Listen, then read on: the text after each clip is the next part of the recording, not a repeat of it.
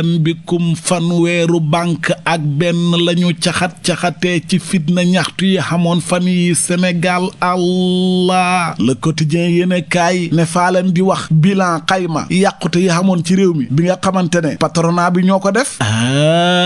yaw seetal téeméeri station essence fañ ko rajaxe ba mokk ñetti téeméeri doomu aadama yu doon liggéey ca Auchan fi mu toll nii presque xamuñ liggéey chômage technique lañ nekk Wave bi ñu yónnee xaalis ñàkk na téeméer boo jël juróom-ñeent fukk ci lim daan xam wàllu tourisme bi dem beeg dikk bi ci géej gi ñoom it yëf yi laal na leen enquête yéen a kaay ne secteur privé bi kay ña ngay faj seeni góom yi nga xam ne ci ñaxtu yi la leen dalee fukki banque ak ñeent xam nañ ci ay loraange ci fanweer ak benn yoo xam ne fañ leen a song lu ëpp ñetti milliards banques yi ñàkk nañ ko ci Auchan moom juróom-ñaari magasin fañ leen a song caxat-caxatee leen ñetti téeméer ca ñu fa doon liggéey boo moytul fa ñu ñàkk seen liggéey Sonatel Wave ñoom it yëf yi fa leen a laal bay di aañ kenn ci kilifay patronat bi ne man defaa bëgg a wax ne taxal caxat-caxatee yàq ay entreprise privée képp ku ko def mooy fa ngay xañ ay sénégalais liggéey ak lu ñu war a am yóbbu seen kër yi bés bi yéene kaay na CNP bi kay fa ñoo wax ne dàquñ sax njëgu dund gi yokku info yéene kaay na ko patronat bi kay fa ñuy wàññi li ñu yàqule ak li ñu ñàkk ci ñaxtu yi fi xamoon xala ju du xaaj du jeex la de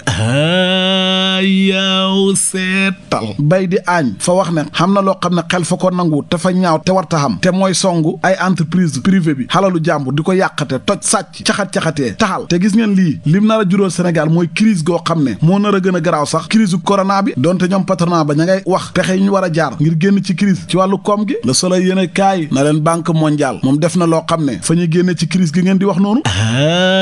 yaw seetal téeméer ak juróom-ñett fukk ak ñaar ci ay milliards 182 milliards ak lu topp moom la dimbalee réewum Sénégal laas yéen a kaay na ko ndimbal loolu fexe suqali suñ koom-koom bi dund ne askan wi yombal ko moo tax léegi ko yéen a kaay ne ànd ak coow li am Sénégal yëpp fitna jéeg yëpp terewul banque mondiale moom tey la gën a wóolu Sénégal moo tax mu dimbali ñu ci xaalis bu bari te faa leen di xamal leen fanweeri fan ci weeru juin wii ñu nekk danañ jot ci xaalis bi critique yéen a kaay ne banque mondiale kay fa déggoo ak njiitëram Macky Sall moo tax fa koo dimbale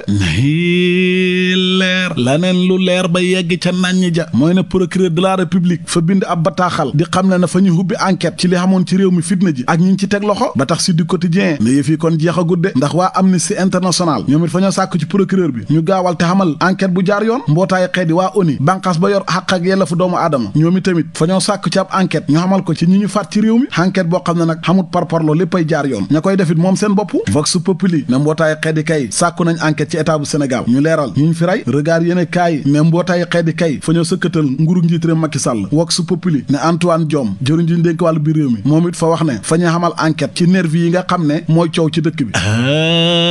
yaw seetal fa xam ay vidéo yu ñu wane ci internet bi nervi yu yore ay fetal jëwriñ ji nee na loolu lépp nag fañ koy leeral turbine yéen a kaay na ko mbootaay xeet daal li ñu wax dégg ngeen ko mooy 16 personnes yi dee faw ñu xam ñan ñoo leen rey njiitu jëwriñ ne Amadou Ba moom ma ngay dalal yëf yi fa demoon visité ji BRT ba indépendant yéen a kaay na mbootaay xeet yi fa kepp réewum Sénégal ci àq ak yelleefu doomu aadama yi nga xam ne fañ koy salfaañe l'observateur ne man faa tiit ci sama réew mi di Sénégal ndax jamono ji ñàkk ak kaaraange gi fa jéggi dayo te mbir yu garaaw nga fi dégg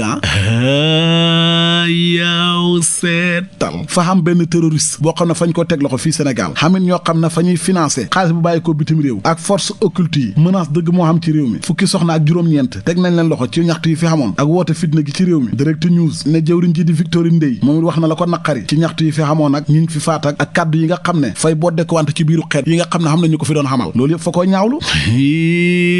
leer laneen lu leer ba yegg ca naññi ja mooy ne diggante Khalifa Sall ak yeewi askan wi intaha c'est fini jeex na takk source a yéen a kaay ñu ko xamal firnde yi nag mooy kilifa yi jiite yeewi askan wi fa ñoo xamal réunion altine bi weesu waaye fa ñoo écarté Khalifa Sall xoowuñ ko sa seen dajama yéen a kaay bi ne Ousmane Sonko fa sàkk woon li ni mel te am na ko mooy gaay yi dajaloo te buñ ci boolee Khalifa Sall ba ci Barthélémy Dias sax communiqué bi waa yeew yi génnee mook sénégalais yi ñoo ko yëgandoor bés bi yéen a kaay ne waaye comme tontu du forox Khalifa Sall tontu na leen